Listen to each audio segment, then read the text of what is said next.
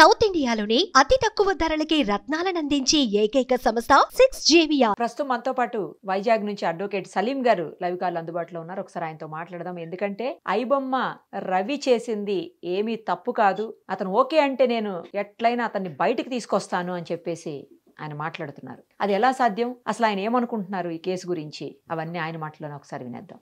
నమస్తే అండి సలీం గారు. నమస్తే నమస్తే అమ్మా, నమస్కారం. ఐబొమ్మ రవి విషయంలో మీరు మాట్లాడుతుంటే చూశాను నేను. ఎట్టి పరిస్థితుల్లో అతన్ని బయట తీసుకొచ్చే బాధ్యత నాది, అతను ఎక్కడా ఏ తప్పు చెయ్యలేదు అని మీరు మాట్లాడుతున్నారు. కానీ పైరసీ చేయటం అనేది తప్పు కాదా? అది యాక్ట్ ఉంది కదా, అదొకటి.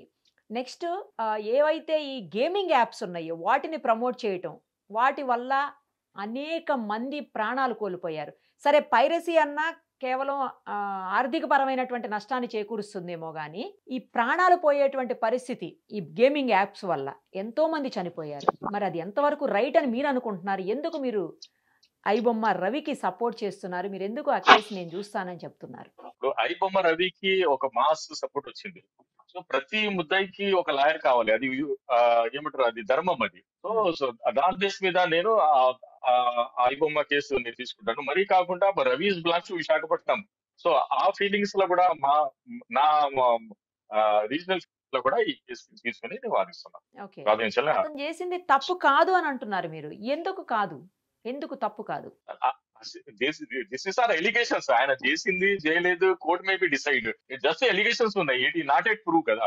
సో అందుకైతే తప్పు కాదు, ఆయన తప్పు చేయలేదు అని నా వర్షన్. అంటే పోలీసుల ప్రాథమిక విచారణలో చేసినట్టు తెలిస్తేనే కదా అరెస్ట్ చేశారు. Police did his job. Police వాళ్ళు స్వయంగా చేయలేదు కదా, వాళ్ళకి కంప్లైంట్ వచ్చింది, కంప్లైంట్ లో వాళ్ళు ఐడెంటిఫై చేశారు ఇతను చేశారని.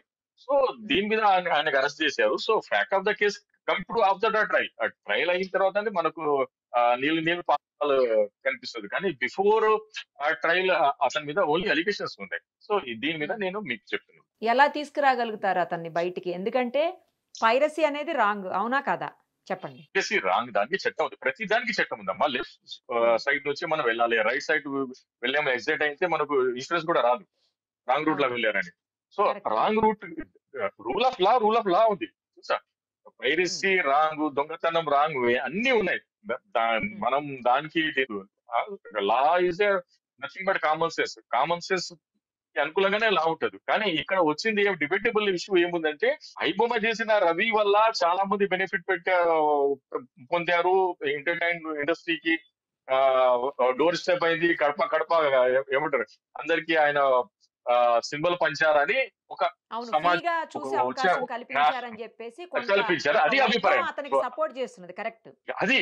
అది డిబేటబుల్ ఉంది. అసలు ఏమంటారు, ఇప్పుడు నా మీద మీమ్స్ తయారు చేసి అది చేసి, సార్ మీ ధైర్యంకి మేము గుడి కట్టిస్తాం సార్, ఆయన ఏదైనా చేసి మీరు బయట తీసుకురండి సార్, మీకు మీ క్యూఆర్ కోడ్ నెంబర్ ఏంటి సార్, మేము డబ్బులు ఇస్తాము, మీ ఫీజు ఇస్తాం సార్, మీ ఫోన్ పే నంబర్ ఏంటి సార్ అని.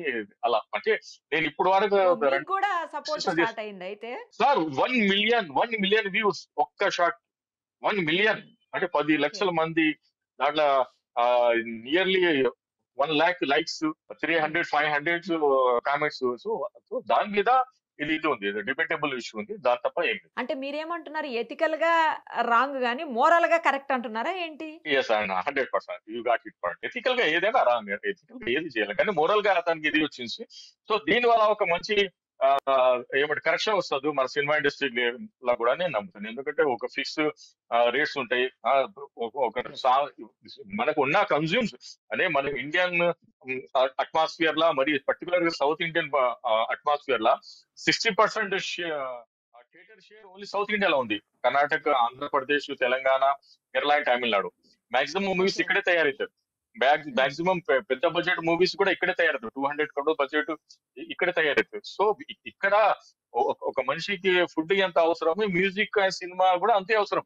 అటువంటి దాంట్లో ఆయన ఫిలిం పంచాడని అందుకు ఆయనకి సపోర్ట్ వచ్చింది, సానుభూతి వస్తుందని నేను మీకు అవునండి. ఒకవైపు నడుస్తా ఉంది, ఎందుకంటే మూవీకి వెళ్తే 3-4 వేలు ఖర్చు అవుతుంది, ఫ్యామిలీ మొత్తం కలిసి వెళ్ళాలి అంటే. ఇలాంటి పరిస్థితుల్లో ఫ్రీగా వచ్చిన రోజు లేదా నెక్స్ట్ డేనో ఖాళీ ఉన్న టైంలో చూసుకునే అవకాశం ఉంటుంది. తర్వాత అక్కడే 3 hours కన్స్ట్రైన్ అయిపోవాల్సిన అవసరం లేదు, గ్యాప్ తీసుకుంటూ సినిమా చూసుకోవచ్చు, తింటూ సినిమా చూసుకోవచ్చు, ఇంట్లోనే కూర్చోవచ్చు. పెట్రోల్ ఖర్చు సో తగ్గుతది. రోడ్డు మీదకి వెళ్తే టైము, తర్వాత అక్కడికి వెళ్ళిన తర్వాత ఖర్చు పెట్టే డబ్బులు అన్నీ సేవ్ అవును. అయిపోతాయి. ఇవన్నీ అవును. మాట్లాడుతున్నారు చాలామంది. కరెక్ట్. కానీ కరెక్ట్. నేను ఇందాకే చెప్పాను. చెప్పండి. ఏమని? ఒకవేళ పైరసీ చేస్తే ఆర్థికపరమైన నష్టం కలుగుతుంది. కానీ అవును. ఇందులో ఏంటంటే పైరసీతోట పాటు గేమింగ్ యాప్స్‌ని ప్రమోట్ చేశారనేది మేజర్ ఇష్యూ. గేమింగ్ లేదు యాప్స్ ఆయన వల్ల గేమింగ్ యాడ్ కొందరి గేమ్ జీవితాలు నాశనం ఐ అయిపోయాయి కదా! ఐ బొమ్మ రవి గేమింగ్ యాడ్ ప్రమోట్ చేయలేదు. ఐ బొమ్మ రవి చేసిన అలిగేషన్స్ ఏమంటే సినిమానే అతను తన వెబ్‌సైట్ లా పెట్టి చూసారు. కానీ ఆ ఆ వెబ్‌సైట్ కి వేరే గేమింగ్ యాప్ యాడ్ చేశారేమో కానీ ఐ బొమ్మ రవి ఏది యాడ్ చేయలేదు. ఏ గేమింగ్ యాడ్ ప్రమోట్ చేయలేదు. ప్రమోట్ చేయటం కాదండి. దానికి యాడ్ చేసినప్పుడు మనం క్లిక్ చేయగానే ఆ గేమింగ్ యాప్‌లోకి ఆటోమేటిక్‌గా మనం వెళ్ళిపోతున్నాం అని లేదు కదా కంప్లెయింట్.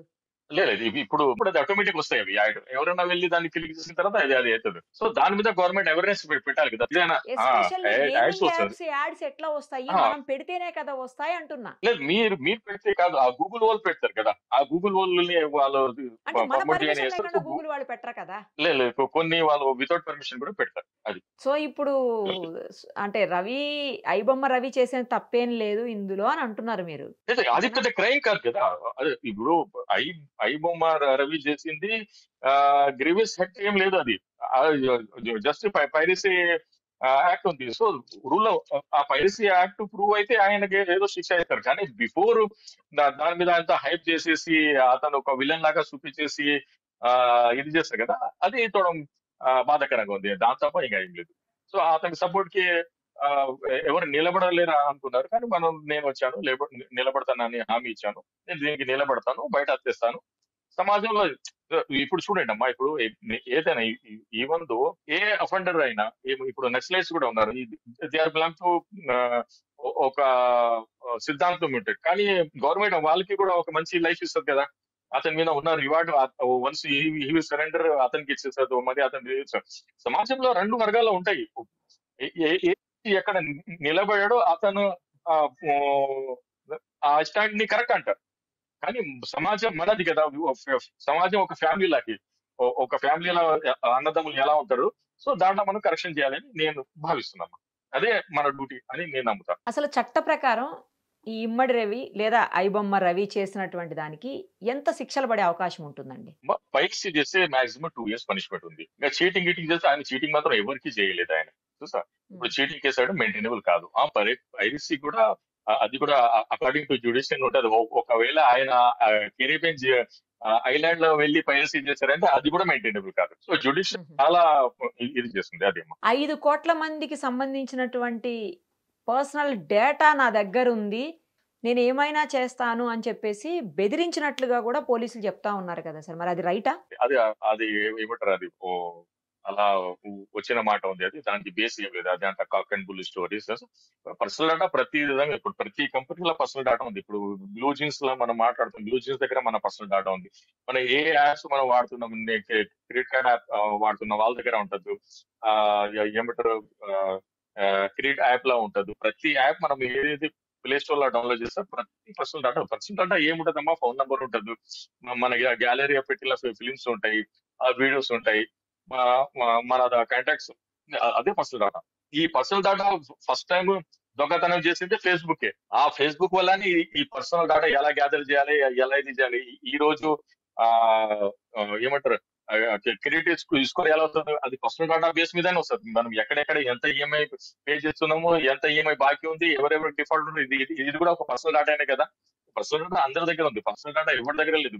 ఇండియాలో ఎవరి పర్సనల్ డేటా కూడా సేఫ్ లేదు. సో ఇప్పుడు మీరు ఈ కేసు నేనే వాదిస్తాను మీ తరపున అని చెప్పేసి మీరు చెప్తున్నటువంటి మెసేజ్ ఏదైతే ఉందో అది అది ఒక హాట్ ఐబొమ్మ టాపిక్. రవి వరకు చేరిందా చేరలేదా? లేదు ఇప్పుడు చేయట్లేదు. ఇప్పుడు 2 గంటల రవి హోంవర్క్ చేస్తుంది. నేను కూడా ఇప్పుడు వెళ్తున్నాను. మా ఫ్రెండ్స్ చూస్తున్నారు ఈ కేసు హైదరాబాద్ లో. నేను ఇప్పుడు ఇంకా వాళ్ళు పర్మిషన్ ఇస్తే నేను కూడా వెళ్ళాలని. ఈ రోజు కూడా ఇక్కడ 2-3 కేసులు ఉంటాయి వైజాగ్ లో. నేను దానికి కంప్లీట్ చేశాను. ఇది చూసుకొని అక్కడ వెళ్ళాలి. సో మీరేంటి అన్ని సెన్సేషనల్ కేసెస్ చేస్తారా? గతంలో కోడి కత్తి కేసు కూడా మీరే చేసినట్టుంది. అవునబ్బా, కోడికత్తి కేసు చేశాను. దాని తర్వాత గుల్కరాయి కేసు చేశాను. ఈ రోజు ఐబొమ్మ కేసు చేశాను. మొన్న జాయ్ జమీమా కేసు కూడా నేనే చేశాను. ఏ కేసు అండి? సెషన్స్ కేసు చేసి ఫైట్ చేసి Joy Jemimah honey track case ఉంది కదా విశాఖపట్నంది. ఓకే. అది కూడా నేను. అదే ఇలాంటి సెన్సేషన్ కేసులు అంటే మీకు ఇంట్రెస్టా ఏంటి? నాకు ఫ్యాంటసీ ఉంది. సెన్సేషన్ కేసు అని ఫ్యాంటసీ ఉంది. సో దానికి చేశాను. ఆ కేసు తీసుకొని వాదించి న్యాయం కూడా చేశాను. సో ఆ స్కూల్ కూడా నాకు బాగుంది. కోడికత్తి కేసు సాల్వ్ అయిందా అండి? ఏమైంది లాస్ట్ కది? లేదు, కోడికత్తి కేసులో యాక్చువల్లీ జగన్మోహన్ రెడ్డి వాంగ్మూలంకి రావాలి. LW1 ఎవరు ఉన్నాడో దినేష్ కుమార్ అప్పుడు ఆయన వచ్చి వాంగ్మూలం చేయలేరు. LW2 జగన్మోహన్ రెడ్డి. కానీ జగన్మోహన్ రెడ్డి వాంగ్మూలంకి రాను నేను అని నానా రకాల ఇబ్బంది పెట్టారు కదా. నేను అసలు దీంట్లో చంద్రబాబు నాయుడు విచారించలేదు.